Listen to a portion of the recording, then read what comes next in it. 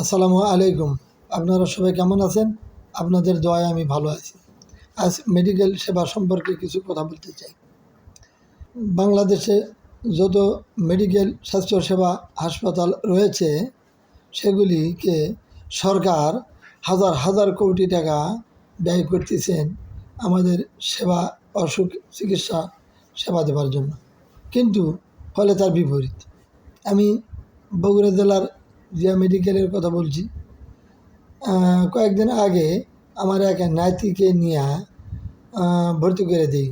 আর বলা যায় না, বেড নাই, পঞ্চের তুষুক, আগেকার রুগীগুলো বমি করছে, সেগুলো ভরে আছে, গন্ধ, দুর্গন্ধ, বেড নেই।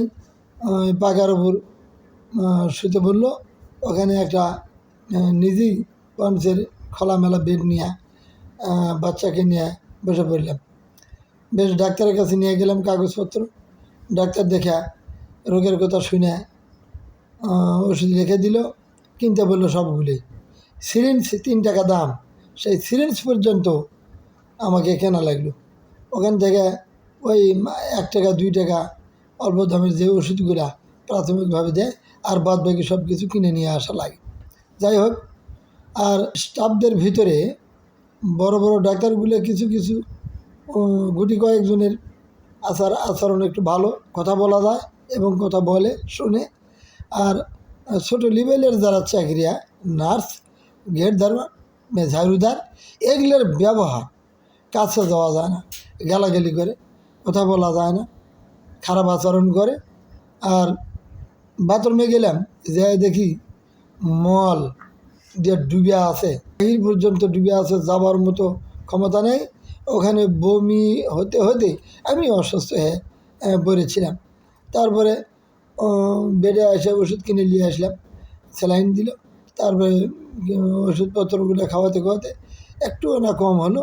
একদিন থেকে পরের দিন আর থাকার মতো পরিবেশ নেই, বাচ্চা নিয়ে বাসা বেলে চলে আসি।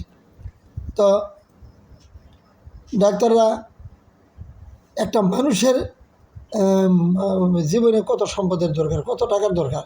ডাক্তাররা 30, 40, 50 হাজার টাকা বেতন পায়। তারা নিম্ন শ্রেণী যারা, তারাও 30-এর নিচে বেতন পায় না। তারপরেও ডাক্তাররা ওখানে চিকিৎসা 10টা থেকে বিকাল 3টা পর্যন্ত থেকে, তাও বিভিন্ন গোলযোগ, বন্ধু বান্ধব, আড্ডা, বিভিন্ন কিছু এগুলো করে 3টের দিকে বাইরে হওয়া যায়। আবার ক্লিনিকে যে বসে, ক্লিনিকে তাদের আগের আয় ছিল 500 টাকা, এখন 700, 800, 1000 টাকা। গরিব মানুষের চিকিৎসার নেই। হাসপাতালে এসে চিকিৎসা তো দেয়ই না। আবার ক্লিনিকে গেলে 1000 টাকা দিলে বেশ 2-4 মিনিট কথা বলা যায়, সুন্দর ব্যবহার। হাসপাতালে আইলে সেই ব্যবহারটা আর নেই। তো যাই হোক, ওষুধও হাসপাতাল থেকে দেয় না, যে রোগের যেটাই দেওয়া যায় সোজামুখে খালি লিখে দেয়, সেটা বাজার থেকে কিনে খেতে হয়। জনগণ সুচিকিৎসা পায় না। তারপরে পরিবেশ তো হাসপাতালে অত্যন্ত খারাপ। রুগীর সাথে যারা ভালো মানুষ যায় তারা রুগী হয়ে যায়। আমি এরা সরকার থেকে বিল বেতন খাবে, জনগণের রোগের চিকিৎসা করবে না, আর খারাপ আচরণ করবে। বাইরে থেকে সব ওষুধ কেনা লাগে, ভিতরে কোনো ওষুধ নেই। আবার পরীক্ষা নিরীক্ষা সব টাকা দেওয়াও করতে হয়।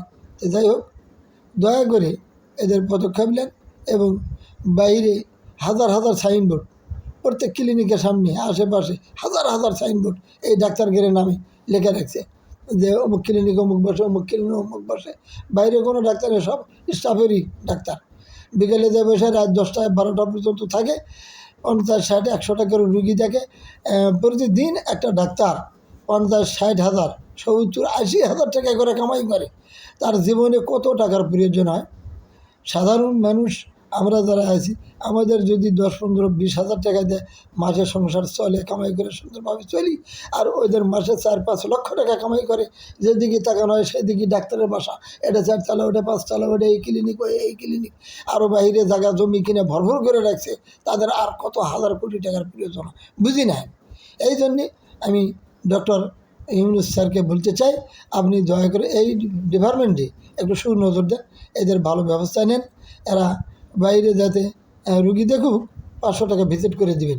এর চেয়ে ভিজিট যাই বেশি নিবি, তাকে আইনগত ব্যবস্থা করবেন। আর হাসপাতালে সুন্দরভাবে 10টা থেকে বিকাল 4টে পর্যন্ত সুন্দরভাবে ডিউটি করবে, ভালো আচরণের সহিত রুগী দেখবে। এই নিয়ে আমি আমার এই ব্যাপারে আলোচনা শেষ করছি। আল্লাহ হাফিজ। সবাই বেশি বেশি লাইক, কমেন্ট, শেয়ার করুন।